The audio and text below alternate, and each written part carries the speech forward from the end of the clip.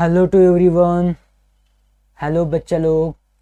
I hope आप सभी बहुत अच्छे होंगे और आप सभी की दुआओं से हम भी बहुत अच्छे हैं। तो आज की क्लास को हम कंटिन्यू करेंगे ज़्यादा टाइम ना लॉस करते हुए। बट आपको दो तीन बातें जो मोटे तौर पे आपको पता होनी चाहिए वो पहले क्लियर करते चलें, जिससे कुछ भी आपका छूटे ना। ठीक है। तो बच्चा लोग, सबसे पहले आपको करना क्या है? सबसे पहले बच्चा लोग आपको चैनल को सब्सक्राइब कर लेना है और शेयर करना नहीं भूलना है। अगर लास्ट तक जाते जाते क्लास पसंद आ जाए तो लाइक भी कर देना है। ठीक है।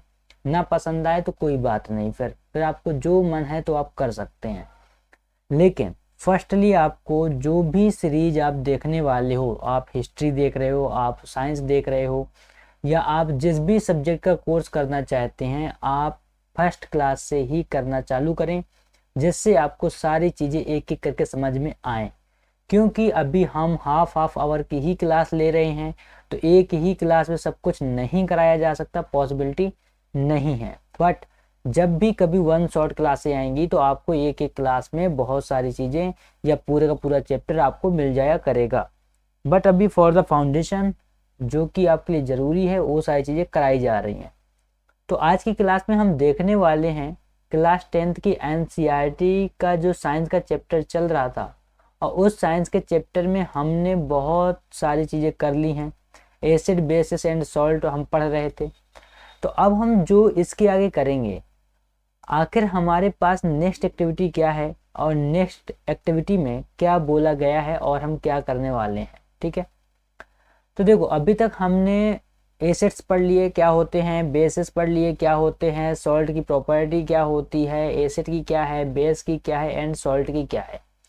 उसके बाद हमने acid reaction of acid with metals, ठीक है, फिर मेटल्स ऑक्साइड, फिर उसके बाद नॉन मेटल ऑक्साइड के साथ भी हमने ये सारी चीज़ें पढ़ी।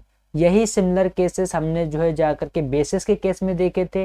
फिर उसके बाद एसिड एंड बेस के केस में हमने देखा था कि अगर एसिड एंड बेस को ही मिला दिया जाए तो क्या बनेगा, तो हमने ये भी देख लिया था। आफ्टर दैट न्यूट्रलाइजेशन भी देखा। तो ये सारी चीज़ें एनसीईआरटी के according, not according to me, क्योंकि जब भी हमारी क्लास आएगी, जो भी आप कह सकते हैं जो भी हमारी क्लास होगी, जो हम पर्सनली क्लास ले रहे होंगे, तो हम बियॉन्ड द एनसीईआरटी जाकर के क्लास लेंगे। मीन्स आपको एनसीईआरटी जैसा उसमें कुछ देखने को नहीं मिलेगा, क्योंकि वो पूरी की पूरी कॉन्सेप्चुअल क्लास होगी और थोड़ा सा लेवल अप होगा, इन क्लासेस से लेवल अप होगा जो हमारी क्लास होगी। ठीक है। अब इसमें कह रहा है कि इतनी सारी चीज़ें पढ़ने के बाद आप कुछ मोर अबाउट सॉल्ट्स के बारे में जान लो बच्चा लोग, जो एनसीईआरटी कहना चाह रही है। क्योंकि कभी कभी यहाँ से ख्याल नहीं आता है, सवाल आता है। तो ख्यालों पे नहीं जाना है, सवालों पे जाना है बच्चा लोग। ठीक है। तो इन द प्रीवियस सेक्शंस हमने देखा है, we have seen the formation of salts, कि आखिर सॉल्ट्स का फॉर्मेशन कैसे होता है ड्यूरिंग द वेरियस रिएक्शन। तो हमने जितने भी केमिकल प्रॉपर्टी की फॉर्म में रिएक्शन पढ़ी हैं, चाहे वो एसिड की रही हो चाहे वो बेसिस की रही हो। ठीक है। हमने एसिड्स की रिएक्शन चाहे metal, non metal, metallic oxides, non metallic oxides के साथ पढ़ी हो, चाहे बेसिस की रिएक्शन हमने इन्हीं चीज़ों के साथ पढ़ी हो, चाहे हमने न्यूट्रलाइजेशन रिएक्शन पढ़ी हो। तो इन सभी रिएक्शंस में बच्चा लोग कहीं ना कहीं कोई ना कोई सॉल्ट बन रहा था। आपने देखा है फर्स्ट क्लास से कि हम लोग सॉल्ट के बारे में पढ़ते आ रहे हैं। तो यहाँ पर कह रहा है कि जो भी सॉल्ट आपने जो है पढ़े हैं उनके बारे में थोड़ा सा और कुछ जानो। Let us understand more about their preparation, properties and uses. तो कह रहा है यहाँ पे एनसीईआरटी आपसे कि आपको उनकी प्रिपरेशन के बारे में जानना है, आपको उनकी प्रॉपर्टीज के बारे में जानना है और आपको उनके यूजेज के बारे में भी जानना है। तो देखो, फैमिली ऑफ सॉल्ट भी क्या बोला गया है कि राइट द केमिकल फार्मूले, कुछ केमिकल फार्मूले of the salt given below, यानी कि यहाँ पे कुछ केमिकल फार्मूले बच्चा लोग दिए गए हैं या कुछ नाम दिए गए हैं जिनके केमिकल फार्मूले आपको पता होने चाहिए। यहाँ कह रहा है कि इनके केमिकल फार्मूले के नाम लिखो। अब बच्चा लोग, आपके पास एक धर्म संकट आएगा, और वो धर्म संकट क्या है वो हमने पहले ही क्लास से दूर करना चालू किया था, या पहले ही क्लास से, फर्स्ट क्लास से हमने वार्न करना चालू किया था कि बच्चा लोग आपको मिनिमम आपके पास 30 तक एटॉमिक नंबर की सीरीज होनी चाहिए जो आपको लर्न होनी चाहिए बच्चा लोग। एटॉमिक नंबर हमने ये भी वार्न किया था, एटॉमिक नंबर के साथ साथ हमें एलिमेंट का सिंबल पता होना चाहिए, और सिंबल्स के साथ साथ हमने कहा था बच्चा लोग कि आपको कन्फ्यूग्रेशन भी देखना है बच्चा लोग। अगर जिन बच्चों ने ईमानदारी से हमारी क्लास की है और अगर इस चीज को कर लिया है तो I will take the guarantee कि उस बच्चे को परेशानी नहीं आएगी इस केस में कि उसे अगर कोई फार्मूले का फॉर्मेशन करना है तो वो इजीली कर लेगा। ठीक है, यहाँ पर कह रहा है पोटेशियम सल्फेट, सोडियम सल्फेट, उसके बाद calcium sulphate, magnesium sulphate, copper sulphate, sodium chloride, sodium nitrate and sodium carbonate and ammonium chloride. यहाँ पर इतने सारे जो नाम दिए गए हैं, कह रहे हैं कि इनके फार्मूले बताओ। अगर सपोज करो बच्चा लोग मैं आपसे बोलूँ कि पोटेशियम सल्फेट का फार्मूला क्या होगा, आप बोलोगे कि सर पोटेशियम का मतलब के और सल्फेट का मतलब SO4। बात समझ में आ रही है बच्चा लोग? नहीं आ रही है।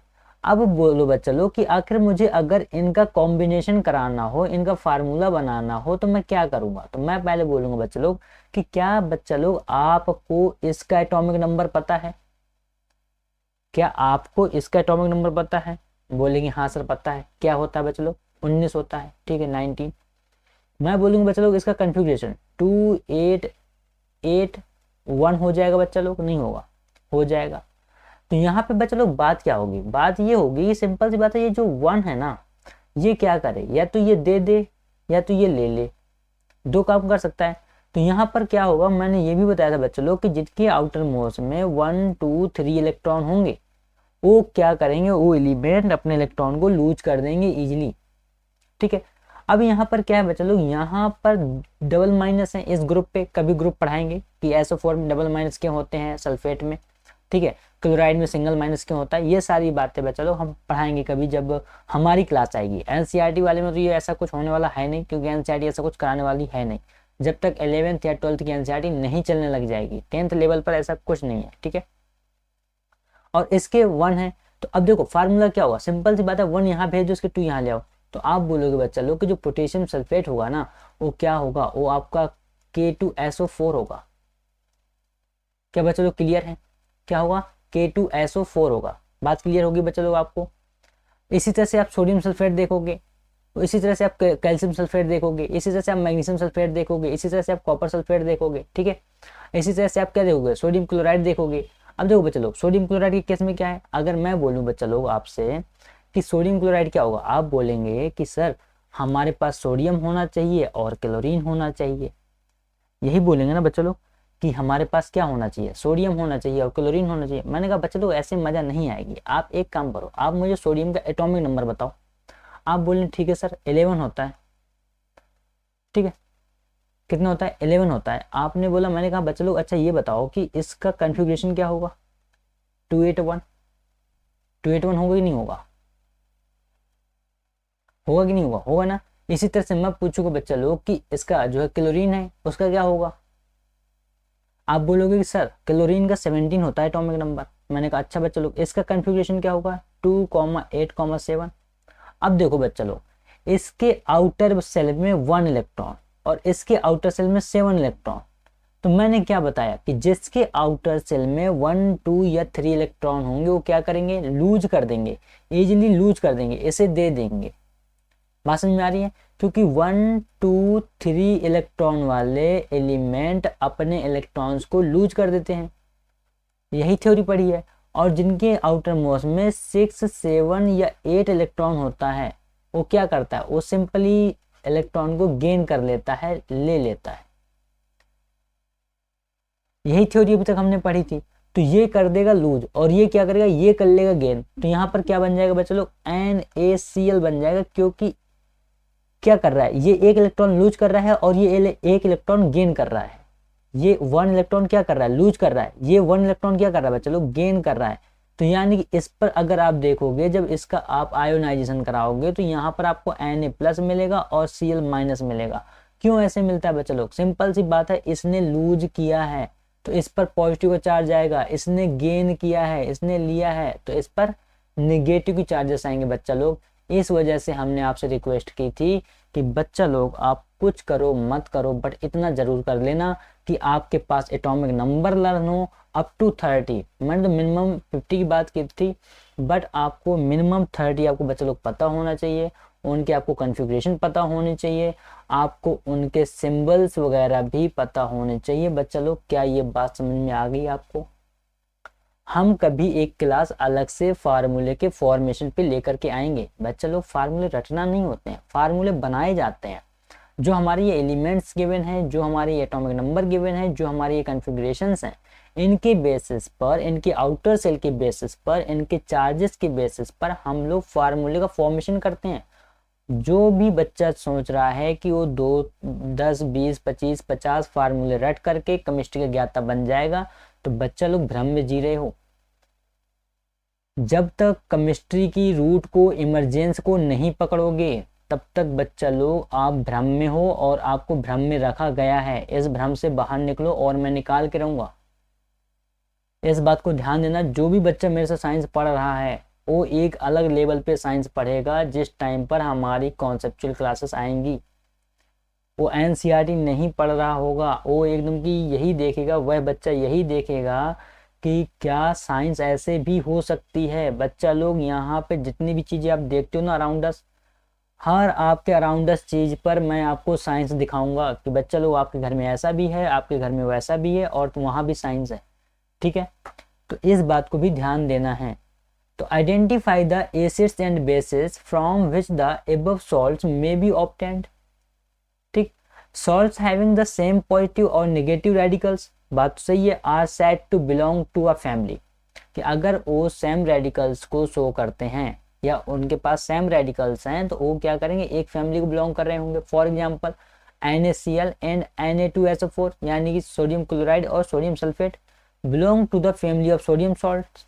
इसी तरह से पोटेशियम वाले होंगे, अगर मान लो पोटेशियम क्लोराइड है या पोटेशियम सल्फेट है तो हम बोलेंगे वो पोटेशियम की फैमिली का है। अगर मैग्नीशियम वाला है, सपोज कर लो मैग्नीशियम सल्फेट है और मैग्नीशियम क्लोराइड है, और या मैग्नीशियम ब्रोमाइड है, मैग्नीशियम आयोडाइड है, तो हम बोलेंगे कि ये जो सॉल्ट्स हैं ये सबके सब मैग्नीशियम फैमिली के हैं। तो हम जब जब कभी भी किसी रेडिकल्स को देखेंगे और एक ही रेडिकल्स के हमें लॉट ऑफ सॉल्ट्स देखने को मिलेंगे इनसाइड द केमिस्ट्री, और मिलते हैं, तो हम बोलेंगे कि ये जो भी सॉल्ट है बच्चा लोग, ये एक फैमिली को बिलोंग करता है। हो सकता है ये सोडियम की फैमिली को बिलोंग कर रहा है, कोई पोटेशियम की फैमिली को बिलोंग कर जाए, कोई कैल्शियम की फैमिली को बिलोंग कर जाए, कोई मैग्नीशियम की फैमिली को बिलोंग कर जाए। तो क्या बच्चा लोग ये बात क्लियर हो गई? तो जैसे जैसे रेडिकल्स होंगे, जो भी रेडिकल्स होगा उसके साथ में जो भी उसका सॉल्ट फॉर्मेशन होगा वो एक फैमिली को बिलोंग करेंगे, यही बात एनसीईआरटी ने कही है। Similarly sodium chloride and potassium chloride belong to the family of chloride salts. तो सिंपल सी बात है, ये किसके फैमिली को बिलोंग करेंगे? क्लोरीन की फैमिली को बिलोंग करेंगे। How many families can you identify among the salts given in this activity? तो जो भी एक्टिविटी गिवन है तो उसमें आपको बताना है बच्चा लोग कि आखिर इसमें कौन कौन सी फैमिली के सॉल्ट्स हैं। तो सिंपल सी बात है, पोटेशियम सल्फेट है, सोडियम सल्फेट है, तो हम इसमें बोलेंगे ये कैल्शियम सल्फेट है, ये मैग्नीशियम सल्फेट है, कॉपर सल्फेट है। ठीक है, तो ये जितने सल्फेट वाले हैं तो मैं इन्हें कहूँगा बच्चा लोग, आप भी इन्हें कहेंगे कि ये ये सल्फेट फैमिली के ग्रुप हैं, ये सल्फेट फैमिली के मेंबर हैं। अब यहाँ पे अगर सोडियम क्लोराइड है, सोडियम नाइट्रेट है, सोडियम कार्बोनेट है, ठीक है, तो मैं ये बोलूँगा कि इन तीन, ये जो 3 जो आपके क्लोराइड वाले हैं, ये आपके 3 कौन से हैं? हम बोलेंगे ये सोडियम फैमिली के मेंबर हैं, ये सोडियम फैमिली के सॉल्ट हैं। ठीक है, और ये अमोनियम क्लोराइड है। अगर मान लो अमोनियम सल्फेट भी होता, ठीक है, अमोनियम ब्रोमाइड भी होता, तो मैं बोलता बच्चा लोग कि ये अमोनिया ग्रुप के मेंबर हैं। तो बच्चा लोग जहां पर जो भी रेडिकल्स पाए जाएंगे, रेडिकल्स का मतलब होता है कि सिंपल सी बात है, positive radicals, negative radicals, means positive elements and negative elements, जिन पर पॉजिटिव चार्ज है और जिन पर नेगेटिव चार्ज है होते हैं रेडिकल्स।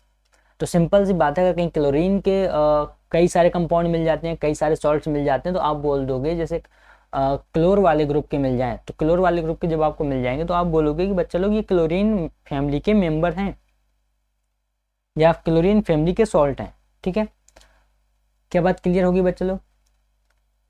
चलिए अब हम बात करते हैं अगली एक्टिविटी पे। तो अगली एक्टिविटी कह रही है 2.14 आपकी कि collect the following salt sample, sodium chloride, potassium nitrate, ठीक है, ammonium chloride, zinc sulphate and copper sulphate, sodium acetate, sodium carbonate and sodium hydrogen carbonate, some other salts available can also be taken. तो जो भी हमारे पास अभी तक salts निकल करके आए हैं उन सारे सॉल्ट्स को क्या करना है, कलेक्ट करना है कहीं ना कहीं से। ठीक है, check their solubility in water.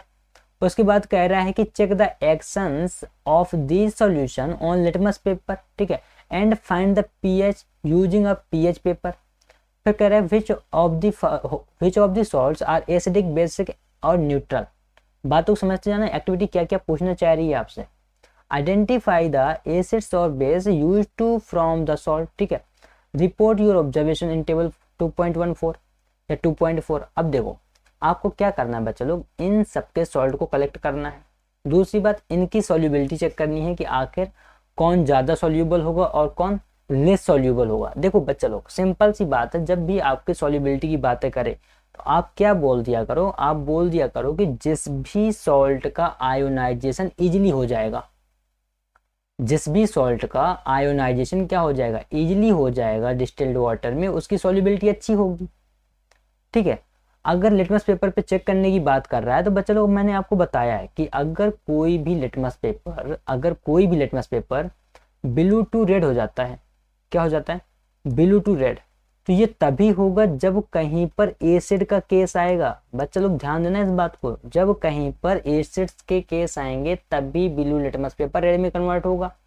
अगर कोई रेड लिटमस पेपर ब्लू में कन्वर्ट हो जाता है तो ये केस कब आएगा, ये केस आएगा जा करके जब आपके बेसिस के केस होंगे, बेस के केस होंगे।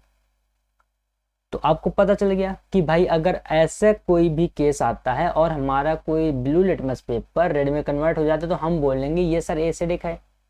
अगर कोई रेड लिटमस पेपर ब्लू में कन्वर्ट हो जाता है बच्चा लोग तो हम बोलेंगे ये क्या है, बेस है, बेसिस है ये। ठीक है, क्या इतनी बात बच्चा लोग आपको क्लियर है। अगला पॉइंट क्या कह रहा है, कह रहा है कि इन सॉल्ट्स का एसिडिक एंड बेसिक और न्यूट्रल नेचर चेक करो।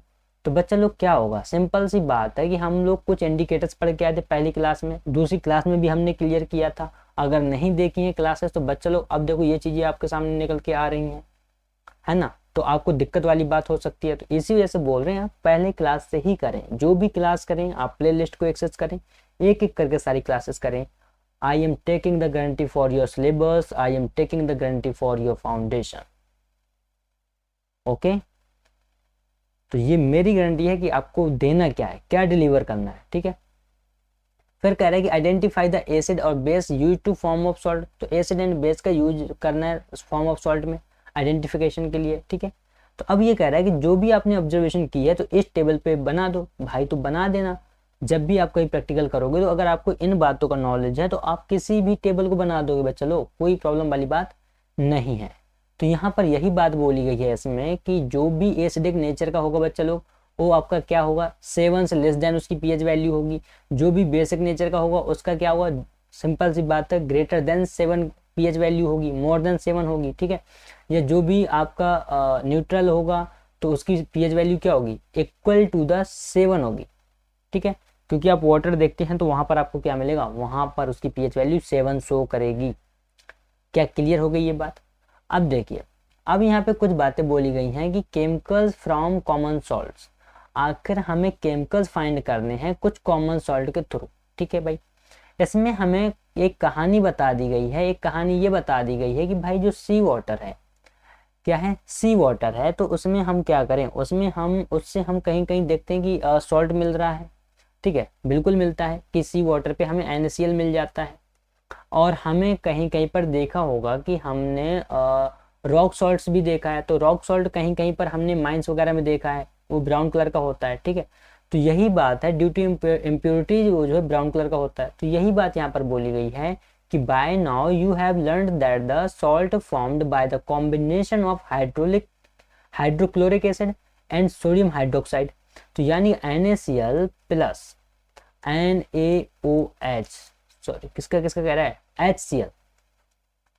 यहाँ पर देखो HCl की रिएक्शन करा रहा है NaOH के साथ, तो यहाँ पर क्या बनेगा बच्चे लोग, NaCl बनेगा, सॉल्ट बनेगा और वाटर बनेगा।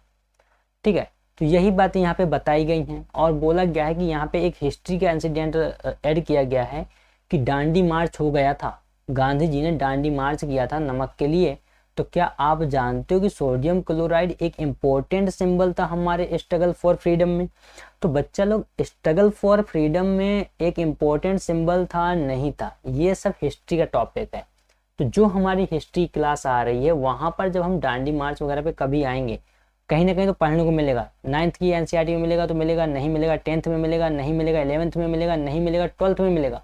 और अगर नहीं मिला, हमारी कोई अदर क्लासेस आई कंपटीशन के लिए, या हमारी किसी फैकल्टी की क्लासेस आई, किसी अदर टीचर ने हमारे चैनल पे आकर क्लास ली, तो वो आपको ज़रूर कराया जाएगा। ठीक है, आपको वहाँ पर ये सारी बातें अच्छी लगेंगी। अगर मैं यहाँ पे दांडी मार्च आपको बताऊंगा तो थोड़ा शोभा नहीं देता कि आप केमिस्ट्री में हिस्ट्री पढ़ रहे हो, वैसे भी आप कीमिया की हिस्ट्री ही पढ़ रहे हो। ठीक है, तो यहाँ पे आपको इतना ध्यान देना है कि हाँ भाई, नमक के लिए, सॉल्ट के लिए दांडी मार्च जैसा कोई इंसिडेंट एक स्ट्रगल फॉर फ्रीडम में देखने को मिलता है।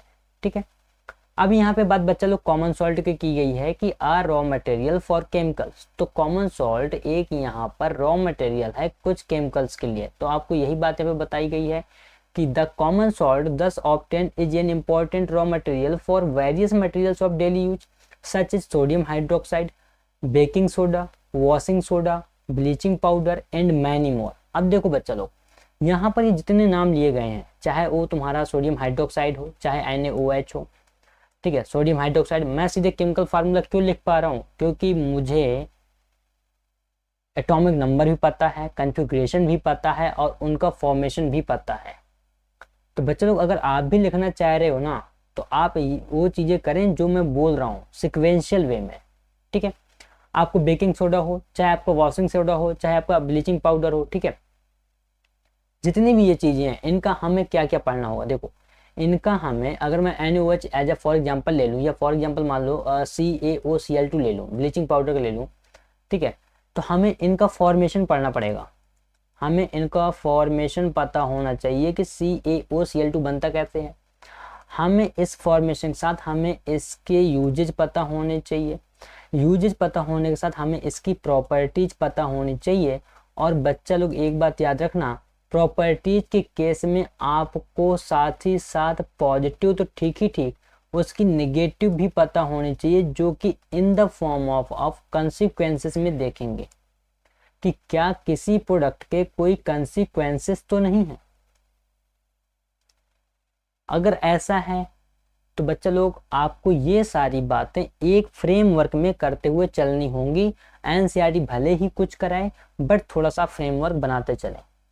ठीक है, अब देखो, सोडियम हाइड्रोक्साइड की अगर हम फॉर्मेशन की बात करें तो हम क्या करते हैं, NaCl को हम H2O के साथ रिएक्ट करा देते हैं, तो हमें NaOH, chlorine gas and hydrogen gas आपस में मिल जाते हैं या हमें फॉर्म हो जाते हैं। ठीक है, ऐसा क्यों होता है? देखो, when electricity is passed through in aqueous solution of sodium chloride, अगर हम NaCl के सॉल्यूशन में, कोई एक्वस सॉल्यूशन है, ये एक्वस सॉल्यूशन है, और इस एक्वस सॉल्यूशन में बच्चा लोग हम क्या करें, इलेक्ट्रिसिटी पास करा दें, करंट पास करा दें, तो बच्चा लोग होगा क्या?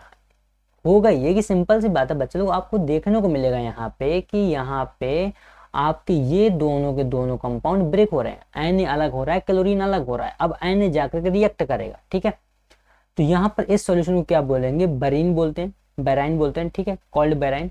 It decomposes to form sodium hydroxide, ये सोडियम हाइड्रोक्साइड को फॉर्म करेगा। दिस प्रोसेस या the process is called the chlor alkali process. अब देखो, क्लोर एल्कली प्रोसेस क्यों कहलाता है, because of the products formed chlor group या chlor for chlorine and alkali for sodium hydroxide. तो ये क्लोर आपकी जो प्रोसेस है, क्लोर एल्कली जो प्रोसेस नाम दिया गया है ऐसे इसीलिए दिया गया है कि यहाँ पर एक क्लोरीन भी फॉर्म हो रही है और आपका एक एल्कली ग्रुप का या एल्कली फैमिली मेंबर का एक कंपाउंड भी फॉर्म हो रहा है। ठीक है, तो ये देखो बच्चे लोग, आपको यहाँ पर सीधे सीधे इस डेमोन्स्ट्रेशन डायग्राम के थ्रू दिखाने की कोशिश की गई है कि देखो बच्चे लोग, यहाँ पे क्या है, यहाँ पर आपके बेरीन जो सॉल्यूशन है बेराइन, तो उसमें फिल किया गया है, यानी ये NaCl का एक्वस सॉल्यूशन है बच्चा लोग। ठीक है, यहाँ से जो बच्चे लोग निकल रहा है ये NaOH का सॉल्यूशन निकल रहा है। ठीक है, अब देखो यहाँ पर हुआ क्या है, ये आपको एक रॉड लगा दी गई है, यहाँ पर भी एक रॉड है, ये एनोड है जो कि इसका पॉजिटिव टर्मिनल है। क्या है बच्चा लोग, पॉजिटिव टर्मिनल है। पूरे डेमोन्स्ट्रेशन को समझने की कोशिश करिएगा, ठीक है। अब ये पॉजिटिव है, ये निगेटिव है, कैथोड है ये। अब देखो हुआ क्या बच्चा लोग, यहाँ पे हुआ कुछ यूं कि ये एक मेम्ब्रेन लगी हुई है, हल्की पतली सी झिल्ली लगी हुई है, जिसे आप बोल सकते हो SPM, semi permeable membrane. SPM क्या होती है बच्चे लोग, कभी जब कोलाइडी सॉल्यूशन पर आएंगे तो हम एसपीएम को अच्छे से बताएंगे, और एसपीएम की यूटिलाइजेशन के फॉर्म में हम बताएंगे कि हमारे ब्लड का फिल्ट्रेशन आखिर कैसे होता है, ठीक है। तो एसपीएम पे कभी चर्चा करेंगे कॉन्सेप्चुअल क्लास में, बट मैं आपको एसपीएम बता देता हूँ होती क्या है। ये एक सेमी परमेबल मेम्ब्रेन होती है, एक झिल्लीदार परत होती है, जहां पर हमें कभी किसी कोलाइडी सॉल्यूशन को फिल्ट्रेशन में करना होता है, ये फिल्टर करना होता है, फिल्ट्रेट करना होता है, ठीक है। तो वहां पे हम एसपीएम को लगा देते हैं। तो एसपीएम में होता क्या है, एसपीएम से हम लोग देखते हैं कि जो भी हायर कंसंट्रेशन का मॉलिक्यूल होता है, जो भी हायर कंसंट्रेशन का मॉलिक्यूल होता है, वो हायर कंसंट्रेशन का मॉलिक्यूल लोअर कंसंट्रेशन वाले सॉल्यूशन की ओर बढ़ना चालू कर देता है, ठीक है। तो आपका पहली बात तो ये कि जो हायर कंसंट्रेशन वाला सॉल्यूशन होता है, जो भी मान लो यहाँ पर कुछ है और इसका कंसंट्रेशन हायर है, और यहाँ पर कुछ है, इसका यहाँ पे मान लो एसपीएम लगी हुई है और यहाँ पर लोअर है, तो जो इसके मॉलिक्यूल होंगे वो यहाँ से यहाँ जाना चालू हो जाएंगे, लोअर वाले के साइड। तो इसके बहुत सारे एग्जाम्पल देखने को मिलते हैं कि आपने देखा होगा बच्चा लोग कि अंगूर को आप क्या करो, ग्रेप्स को आप सॉल्ट के सॉल्यूशन में रख दो, ठीक है। ग्रेप्स को क्या कर दो, सॉल्ट के सॉल्यूशन में रख दो, तो भी एक आपको वहाँ पे एग्जांपल देखने को मिलेगा, ठीक है। या आप किशमिश वगैरह देखी होगी, तो उस किशमिश वगैरह को पानी में डाल दो, ठीक है, तो वहाँ पर भी आपको एसपीएम के एग्जाम्पल्स देखने को मिल जाएंगे। तो वहाँ पे आप डेली लाइफ में भी ये चीज़ें देख सकते हो। अब देखो इस बेरिन सॉल्यूशन में हमने इलेक्ट्रिसिटी को पास किया। अब देखो ये Na अलग हुआ प्लस का, ये Cl अलग हुआ माइनस का, और यहाँ पे वाटर अलग हुआ H प्लस का और OH माइनस का।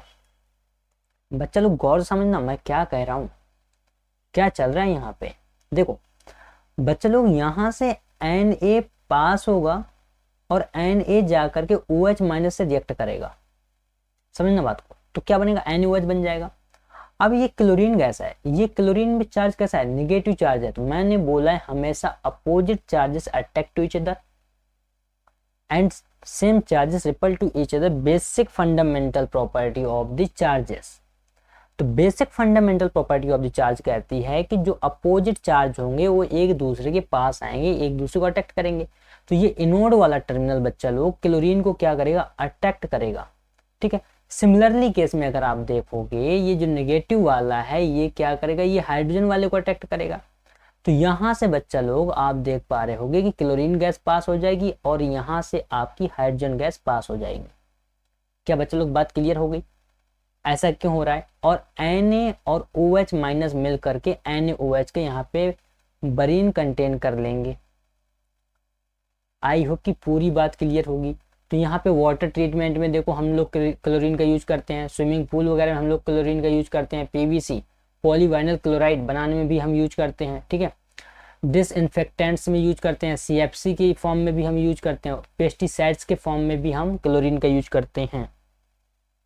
इसी तरह से अगर हाइड्रोजन को देखोगे तो हाइड्रोजन में भी आप क्या देखोगे कि हाइड्रोजन को एज ए फ्यूल, आने वाला फ्यूचर फ्यूल भी बोला जाता है, ठीक है। उसके बाद आप मार्गेराइन में भी यूज करते हो, अमोनिया बनाने में भी यूज करते हो, ammonia for fertilisers as a use होती है। बात समझ में आ गई बच्चे लोग।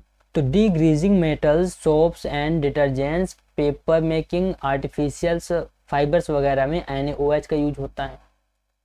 तो यहाँ पे बच्चे लोग पूरी बात इस डेमोन्स्ट्रेशन डायग्राम के थ्रू ये बोली गई है या ये कहने की कोशिश की गई है कि आप NaOH का फॉर्मेशन कैसे करोगे। क्या बात क्लियर हो गई। तो important products from the chlor alkali process, तो वो होगा NaOH प्लस क्लोरीन गैस और प्लस हाइड्रोजन गैस यहाँ पर निकल रही होगी। क्या बात क्लियर होगी बच्चे लोग। तो ये पूरी रिएक्शन प्लेस लेगी NaCl प्लस H2O, तो NaOH बनेगा एक्वस फॉर्म में, क्लोरीन गैस निकलेगी और हाइड्रोजन गैस भी वहाँ से रिलीज होगी, जो कि कैथोड टर्म से रिलीज होगी हाइड्रोजन एंड एनोड टर्म से रिलीज होगी क्लोरीन। क्यों, क्योंकि chlorine have the negative charges and anode have the positive terminal, तो then opposite charges attract to each other, तो दोनों अपोजिट चार्ज एक दूसरे को अट्रैक्ट कर लेंगे और क्या होता है, सिंपल सी बात है कि same charges repel to each other because of that. ऐसा क्यों हो रहा है, क्योंकि basic fundamental property of the charges is saying that, is say that what is saying कि like charges repel to each other and unlike charges attack to each other। ठीक है, अब यहाँ पे बच्चा लोग अगली बात आती है ब्लीचिंग पाउडर की। तो देखो ब्लीचिंग पाउडर के केस में क्या है, आपके पास सिलेक्ट लाइम होना चाहिए जिसे बोलते हैं CaOH का होल ट्वाइस यानी कैल्शियम हाइड्रोक्साइड। क्या है, कैल्शियम हाइड्रोक्साइड। ठीक है बच्चा लोग, कैल्शियम हाइड्रोक्साइड, और कैल्शियम हाइड्रोक्साइड की रिएक्शन कराते हैं हम क्लोरीन से, तो यहाँ पर हमें मिलेगा कैल्शियम हाइपोक्लोराइड।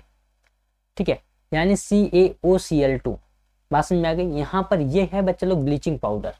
जैसे आप बोलते हो ब्लीचिंग, ब्लीचिंग क्या करती हो, ब्लीचिंग तो हम देखेंगे। अब देखो जो ब्लीच है ना, ये है ब्लीचिंग पाउडर। ये ब्लीच मत समझना जो लड़कियां वगैरह करती हैं, है ना, किए हो कभी ब्लीच, कोई बात नहीं बच्चा लोग, किया होगा, कौन सी बुराई वाली बात है, आजकल सब कर रहे हैं, है ना, बट छपरी गिरी नहीं करना है। हाँ, छपरी नहीं बनना है बच्चा लोग, आपको ना, आप करो, शौक है यार, है ना सबका, तो आप करो बट छपरी नहीं बनना है। तो ये है CaOCl2 जैसे बोलते हैं ब्लीचिंग पाउडर। तो आपको याद रखना है बच्चे लोग कि जब भी हम किसी CaOH के होल ट्वाइस के सॉल्यूशन को क्लोरीन गैस से पास करते हैं, क्लोरीन गैस से पास करते हैं, तो वहां पर क्या बनेगा, ब्लीचिंग पाउडर बनेगा। तो यहीं पे यही सारी बात कही गई है कि आपने देखा होगा कि सिंपल सी बात है that chlorine is produced during the electrolysis of the aqueous sodium chloride. तो आप उस क्लोरीन को उठा लो और उसे कहाँ से पास करा दो, आप उसे सिलेक्ट लाइम में पास करा दो, तो आपको क्या मिल जाएगा, आपको ब्लीचिंग पाउडर मिल जाएगा और वाटर फॉर्म हो जाएगा। आई होप क्लियर होगी बच्चा लोग।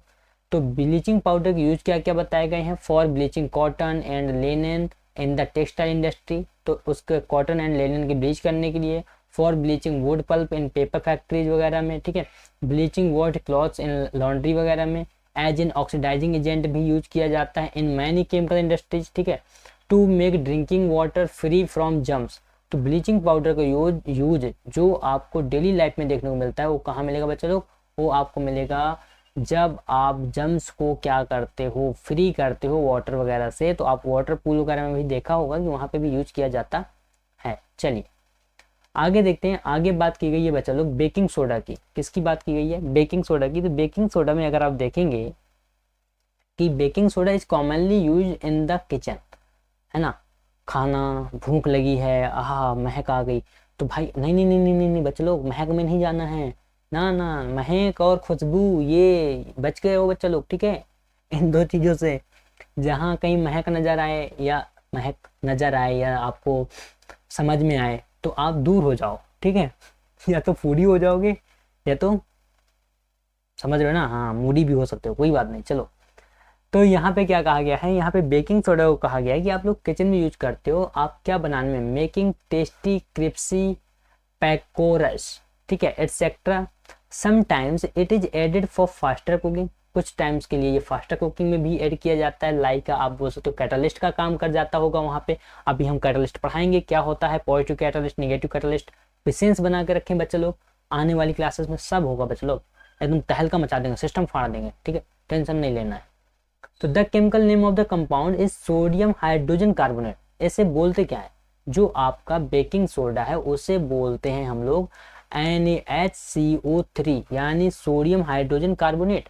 बच्चे लोग सोडियम हाइड्रोजन कार्बोनेट आप खा रहे हो बट आपको पता नहीं है ना, आपको महक आ गई, खुशबू आ गई, तो बच्चे लोग महक आ गई, खुशबू आ गई, उन्हें जाने दो, है ना, बट आप खाने पे ध्यान दो। ठीक है, तो आपको पता होना चाहिए आप क्या खा रहे हो। आप सुबह से छोले भटूरे गटक दिए, हाँ छोले भटूरे गटक दिए, अरे बच्चा लोग देख लो उसका ऑयल कैसा है, वगैरह वगैरह कैसा है, सारी चीज़ें क्या यूज की गई हैं। आपको कोई भी मार्केट में कुछ भी खिला देगा, आप खा लोगे।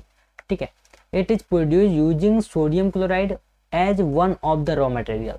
तो अगर हमें सोडियम हाइड्रोजन कार्बोनेट को बनाना है तो हमारे पास एज अ रॉ मटेरियल क्या होना चाहिए, सोडियम क्लोराइड, ये होना चाहिए। बिना इसके जिंदगी अधूरी है सोडियम बाइकार्बोनेट की, ध्यान देना। हाँ बच्चा लोग, इसको सोडियम बाइकार्बोनेट भी बोलते हैं। क्या बोलते हैं बच्चा लोग, sodium bicarbonate. Sodium hydrogen carbonate को सोडियम बाइकार्बोनेट भी बोला जाता है। बच्चा लोग इस बात को याद रखना कि हम कहीं सोडियम बाइकार्बोनेट बोल दें, आप बोल दो ये तो सोडियम हाइड्रोजन कार्बोनेट लिखा है, ये क्या बोल रहे हैं, तो बिल्कुल नहीं बच्चा लोग, कुछ गलत नहीं बोल रहे हैं, उसका नाम है तो हम बोलेंगे जरूर, ठीक है। तो आप NaCl की रिएक्शन कराओगे H2O से, CO2 से एंड NH3 अमोनिया से। देखो अब 4 भाई मिलकर के 2 भाई बने, क्या क्या बना आपको, देखो NH4Cl मिला यानी अमोनियम क्लोराइड बना, और NaCO3 मिला जो कि आपका है सोडियम हाइड्रोजन कार्बोनेट। क्या है? Sodium hydrogen carbonate. अब देखो बच्चा लोग, जब आप सोडियम हाइड्रोजन कार्बोनेट को क्या करोगे, आप हीट करोगे तो मिलेगा आपको सोडियम कार्बोनेट। क्या मिलेगा बच्चा लोग? Sodium carbonate. तो आपको जब तक सोडियम कार्बोनेट नहीं मिल जाता तब तक आप चैन मत लेना। क्या मत लेना? चैन मत लेना, ठीक है। तो आपको फाइनली फाइंड करना है सोडियम कार्बोनेट को, ठीक है। तो आपको क्या मिलेगा? सिंपल सी बात है, आप जब भी कभी कोई भी केमिकल रिएक्शन NaCl के साथ water, carbon dioxide and ammonia की कराओगे, NaCl के साथ water plus CO2 plus NH3, तो आपको 2 चीजें मिलेंगी, अमोनियम क्लोराइड मिलेगा, NH4Cl मिलेगा, ठीक है, और NaHCO3 मिलेगा। ये बात क्लियर हो गई। दूसरी बात क्या, जब आप इस कंपाउंड को हीट करोगे, क्या करोगे, इस कंपाउंड को हीट करोगे तो आपको एक कंपाउंड और मिलेगा जो होगा सोडियम कार्बोनेट। क्या होगा बच्चा लोग? सोडियम कार्बोनेट और वाटर एंड कार्बन डाइऑक्साइड। क्या बात क्लियर हो गई? तो सोडियम कार्बोनेट आपको वहाँ पे फाइंड करना है। तो did you check the pH the sodium hydrogen carbonate, आपको ये भी बताना है, हम बता चुके हैं। Can you correlate why it can use to neutralise an acid, आखिर एसिड को न्यूट्रलाइज करने में क्यों यूज किया जाता है, क्या ये भी बता सकते हो? बिल्कुल बता सकते हैं, बता भी चुके हैं। It is a mild non corrosive basic salt, the following reaction takes place when it is heated during cooking. तो आखिर जब हम सोडियम बाइकार्बोनेट को हीट करेंगे, जब हम खाने में डालेंगे, मिलाएंगे, आहा महक आनी चाहिए, खुशबू आनी चाहिए, क्योंकि कभी कभी क्या आता है, ख्याल नहीं आता है बच्चे लोग, सवाल आता है। तो जब कभी कभी आता है ऐसा किचन वगैरह में, तो आपको ध्यान देना है कि बच्चा लोग आपके एग्जाम में सवाल भी आता है, ख्याल तो बहुत आते हैं बच्चा लोग, आप लोग ख्यालों से बाहर ही नहीं निकल रहे हो, है ना, पढ़ाई वढ़ाई भी कर लो, ठीक है। तो यूजेज ऑफ बेकिंग सोडा की क्या क्या है, तो आप बोलोगे कि sir for making baking powder which is a mixture of baking soda, sodium hydrogen carbonate and a mild edible acid. आखिर जब हम NaCO3 को किसी भी एक छोटे अमाउंट में, माइल्ड केस में बच्चे लोग, माइल्ड का मतलब होता है बहुत छोटा, बहुत कम अमाउंट में, किसी एडिबल एसिड के साथ मिक्स कर दें, किसी एडिबल एसिड के साथ क्या कर दें, मिक्स कर दें, सच एज, जैसे टार्ट्रिक एसिड की बात की गई है कि भाई साहब आप इसे टार्ट्रिक एसिड के साथ मिक्स कर दो, ठीक है। When baking powder is heated और मिक्सड इन वाटर, जब आप बेकिंग पाउडर को हीट करोगे और वाटर के साथ मिक्स करोगे तो आपको क्या होगा, यहाँ पर the following reaction takes place, तो यहाँ पर कुछ रिएक्शन टेक्स प्लेस लेगी, कोई रिएक्शन टेक प्लेस लेगी। तो देखो क्या है बच्चा लोग, यहाँ पर देखो क्या है, यहाँ पर NaCO3, यहाँ पर हमने जब उसे किसी एसिड के साथ रिएक्ट कराया तो वहां से H+ आयन निकल के आया, ठीक है, H+ आयन निकल कर आएगा और यहाँ पर बना लेगा CO2 और H2O और यहाँ पर बनेगा सोडियम सॉल्ट ऑफ एसिड।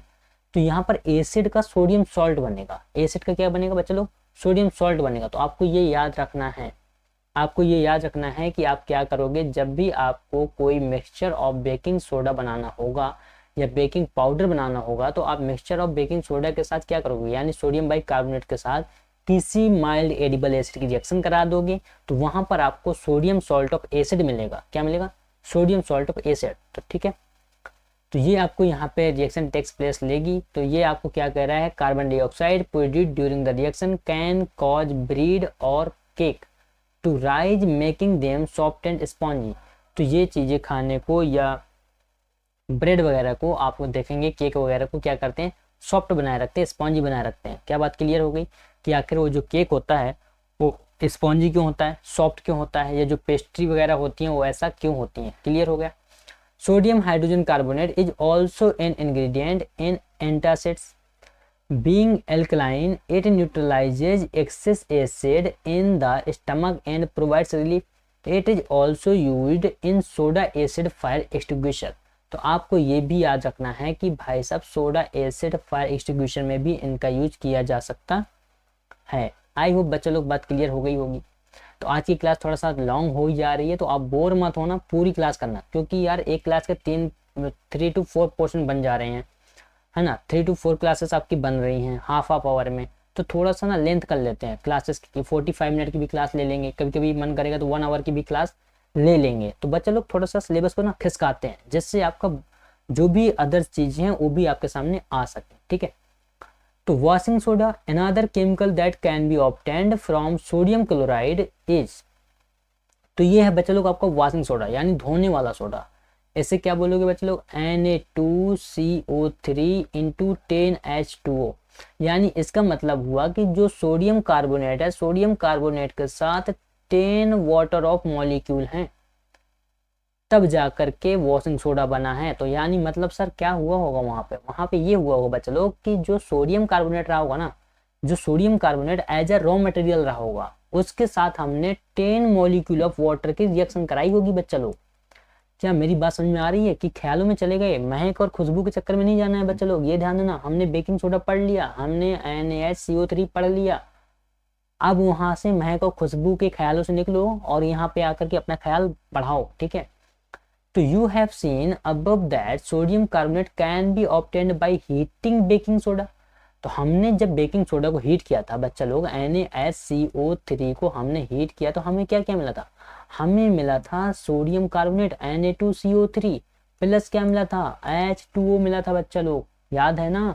तो यही सोडियम कार्बोनेट जो हमें जो है सोडियम बाइकार्बोनेट को हीट करने पे मिला, या सोडियम हाइड्रोजन कार्बोनेट के हीट करने पर मिला, उसे हम क्या करेंगे, recrystallisation of the sodium carbonate gives washing soda, यानी कि इसका रिक्रिस्टलाइजेशन करेंगे बच्चा लोग, क्या करेंगे, रिक्रिस्टलाइजेशन करेंगे, और रिक्रिस्टलाइजेशन के रिजल्ट फॉर्म में हमें क्या मिलेगा बच्चा लोग, वॉशिंग सोडा मिलेगा।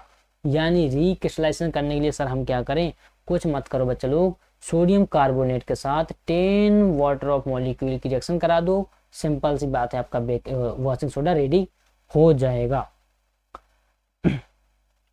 तो ये बात समझ में आ रही है बच्चे लोग कि आखिर ये सीरीज क्यों चल रही है। देखो हमने, अगर आप यहाँ से गौर करोगे, मैं आपको एनसीईआरटी ही समझाने की कोशिश कर रहा हूँ बच्चे लोग, यहाँ से आप गौर करो थोड़ा सा, जहाँ से आज से हमने क्लास करनी चालू की थी, हमने सॉल्ट पढ़ा, ठीक है, सॉल्ट के बाद उनके फार्मूले वगैरह पढ़े, ठीक, उसके बाद हमने सीधे NaOH का फॉर्मेशन पढ़ा, NaOH हमें मिला, तो हमने देखो आगे क्या पढ़ा, हमने ब्लीचिंग पाउडर पढ़ा कि CaOH का होल टू एच, क्योंकि वहां से हमें क्या मिला बच्चे लोग, यहाँ पर अगर आप देखोगे तो यहाँ पर हमें क्लोरीन मिली पहले, हमने अब इस क्लोरीन को कहाँ यूज किया, हमने बोला कि भाई CaOH के होल टू एच से गुजार दो, तो हमें ब्लीचिंग पाउडर मिल गया। अब इस बच्चा लोग हमने इस ब्लीचिंग पाउडर को हमने क्या किया, कुछ नहीं किया। अब देखो ब्लीचिंग पाउडर मिला और हमें क्या मिला था, वाटर मिला था, वाटर को हमने यहाँ से उठाया, हमने किसके साथ करा दिया, NaCl water CO2 and NH3 के साथ कराया, हमें क्या मिला, सोडियम हाइड्रोजन कार्बोनेट मिला। हमने बच्चा लोग सोडियम हाइड्रोजन कार्बोनेट को हीट किया, तो हमें क्या मिला, हमें सोडियम कार्बोनेट मिला। हमने सोडियम कार्बोनेट को वहां से उठाया कि हमने बोला कि भाई सोडियम कार्बोनेट को उठा लो, और हमने सोडियम कार्बोनेट को उठाया और हमने बोला कि इसका रिक्रिस्टलाइजेशन कर दो, इसका रिक्रिस्टलाइजेशन कर दो, तो हमें क्या मिल गया बच्चा लोग, वॉशिंग सोडा मिल गया। क्या बात क्लियर हो गई, क्या बात क्लियर हो गई कि हमने कहाँ से क्या क्या बात उठा के आए हैं। तो ये सारी चीजें आप इंटरलिंक करोगे तो ईजिली आपको याद होंगी, ठीक है। तो आपको यहाँ पे ये बताना है व्हाट डज 10H2O सिग्निफाई, तो मैंने बता दिया कि भाई 10 वाटर ऑफ मॉलिक्यूल है, ठीक है। Does it make Na2CO3 wet, we will address the question in the next section, ठीक है भाई, कर लेना, कोई दिक्कत वाली बात है नहीं, हम भी तोड़ देंगे हमारे सामने आएगा तो, ठीक है। Sodium carbonate and sodium hydrogen carbonate are useful chemicals for many industrial processes as well, आखिर कौन है भाई, देखो सोडियम कार्बोनेट का जो यूज होता है वॉशिंग सोडा का, is use in glass, soap and paper industry. तो आपको ये याद रखना है बच्चे लोग, कभी कभी यहाँ से सवाल आ जाता है कि write the 3 uses of washing soda, write the 3 uses of bleaching powder, या write the 3 uses of baking soda. तो आपको यहाँ पे एग्जाम में ध्यान देना है इस बात को कि कहाँ पर कौन सी यूज की जा रही है, हमने वो चीज़ एक अच्छे तरीके से कवर करा दी है, ठीक है। It is use in the manufacture of sodium compound such as borax, borax वगैरह के फॉर्मेशन में भी यूज होता है। Sodium carbonate can be use as a cleaning agent for domestic purposes, it is use for removing permanent hardness of water. तो आखिर इसका use hardness of water को रिमूव करने में भी यूज किया जाता है, यानी हम D2O को H2O में कन्वर्ट कर सकते हैं। बात समझ में आ रही है चलो, तो ये भी यहाँ पे एक बात थी जो हमें समझने लायक थी। चलिए अब हम रुक करेंगे अगली एक्टिविटी का। ये कह रहे हैं are the crystals of salts really dry, क्या भाई जो सॉल्ट्स के क्रिस्टल होते हैं वो सच में ड्राई होते हैं? चलो देख लेते हैं भाई होते हैं कि नहीं होते हैं। क्या कहना है इसका, इस डेमोन्स्ट्रेशन का? ये कह रहा है कि भाई साहब हमारे पास कॉपर सल्फेट के कुछ क्रिस्टल्स हैं, ठीक है। उन्होंने एक यहाँ पे स्टेज रेडी किया, बर्नर को रखा, बर्नर को रखने के बाद टोंग पेयर ऑफ टोंग से क्या किया, उसने इस टेस्ट ट्यूब को पकड़ा और यहाँ पर सोडियम सल्फेट के क्रिस्टल्स को क्या करने लग गया, गर्म करने लग गया। तो यहाँ से वाटर ड्रॉपलेट्स आपको देखने को मिलेंगे।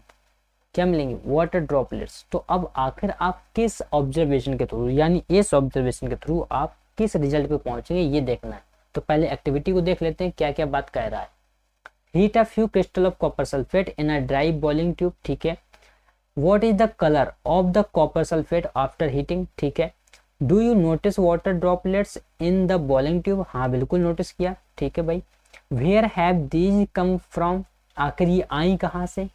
एट 2 से 3 drops of water on the sample of copper sulphate obtained after heating, आखिर जो भी आफ्टर हीटिंग के बाद आपको कॉपर सल्फेट मिला है उस कॉपर सल्फेट पे कह 2 से 3 ड्रॉप पानी डाल देंगे।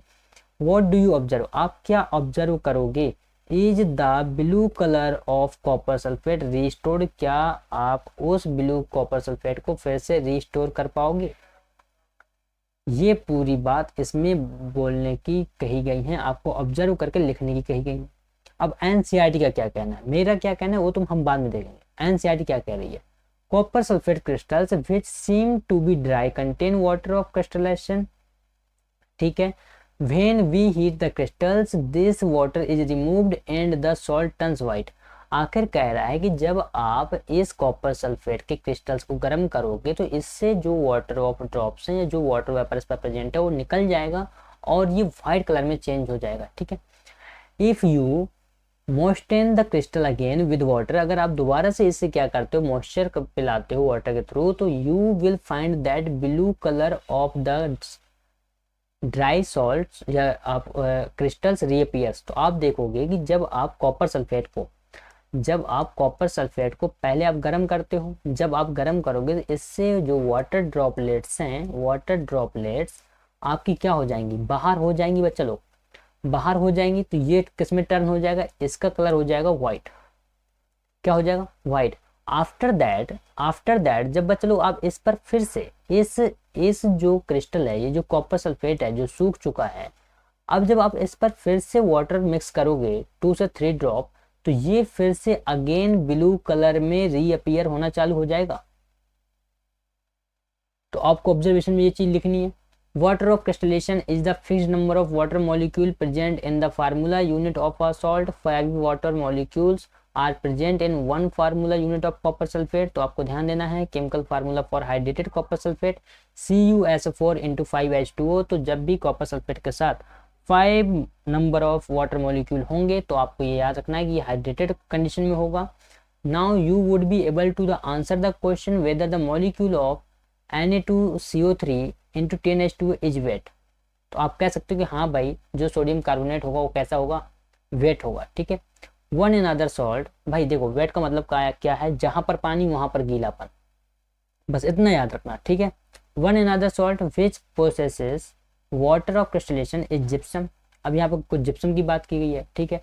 It has 2 water molecules as water of crystallisation, ठीक है। It has the chemical formula CaSO4 का होल ट्वाइस × 2H2O। तो जो जिप्सम होता है उस जिप्सम से हम क्या कर दें, ये अगर वाटर निकाल दें तो पहली बार जिप्सम होता क्या है, ये calcium sulphate and 2 number of water के मॉलिक्यूल्स का कॉम्बिनेशन होता है, ठीक है।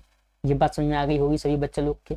अब देखो अगर हम इसका डिहाइड्रेशन करा दें, अगर हम मान लो इससे हम 1.5 number of molecule of water क्या कर दें, रिमूव कर दें। अगर इसे हम रिमूव कर दें तो बच्चा लोग आप पता है क्या देखोगे, आप देखोगे कि यहाँ पे CaSO4 × 12H2O बनेगा। तो ये बनेगा प्लास्टर ऑफ पेरिस। ये क्या होगा, प्लास्टर ऑफ पेरिस। तो यहाँ पे on heating gypsum at 373 kelvin, आखिर कह रहा है कि ये 373 केल्विन पे आप क्या करो, इसे गर्म करो तो आपको ये सब मिल जाएगा। यही बातें बच्चे लोग यहाँ पे की गई हैं कि आखिर होने वाला क्या है। तो आप प्लास्टर ऑफ पेरिस में, जो प्लास्टर ऑफ पेरिस है उसमें अगर 1.5 वाटर मॉलिक्यूल जोड़ोगे तो आप क्या पाओगे, जिप्सम पाओगे। अगर इसी से आप 1.5 वाटर ऑफ मॉलिक्यूल निकाल दोगे तो आपको प्लास्टर ऑफ पेरिस मिल जाएगा। क्या बात क्लियर है? चलिए बच्चों लोग, तो यही बात बोली गई है कि आपको प्लास्टर ऑफ पेरिस यूज कहाँ करना है, तो आप थोड़ा सा देख लीजिएगा, रीड कर लीजिएगा। और आज इसी के साथ हैप्पी इस चैप्टर को हम फिनिश करते हैं और मिलेंगे कल नेक्स्ट चैप्टर में या इसकी एक्सरसाइज के साथ। तो thank you so much, share करना ना भूलें, लाइक करें चैनल को। Bye bye, take care.